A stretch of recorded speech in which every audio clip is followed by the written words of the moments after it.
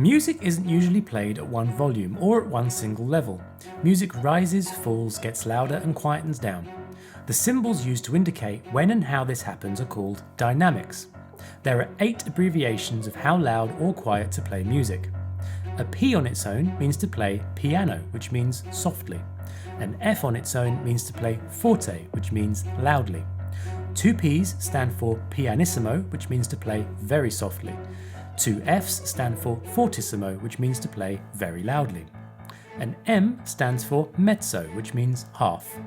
MP stands for mezzo piano, which means to play moderately softly. And MF means to play mezzo forte, which means to play moderately loudly.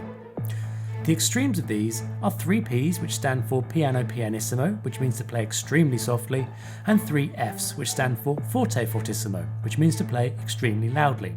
If any of these are in a piece of music, it indicates to play with that expression until the next one appears, or until the end if there's no other symbols. As well as sudden changes in volume, we may want to move from soft to loud or loud to soft gradually. There are 2 ways of doing this: a crescendo, which means to gradually increase the volume, and a diminuendo, which means to gradually decrease the volume. These are either indicated by an abbreviation such as cresc or dim, but also as hairpins, which cover the exact place in the music to increase or decrease the volume. Small to large means to increase the volume, or crescendo, and large to small means to decrease the volume, or diminuendo. If there are no symbols or signs to indicate the dynamics to use, then you can use your musical judgment. So, the main points about basic dynamics are: music isn't usually played at one volume. There are 8 volume levels indicated by the letters P and F.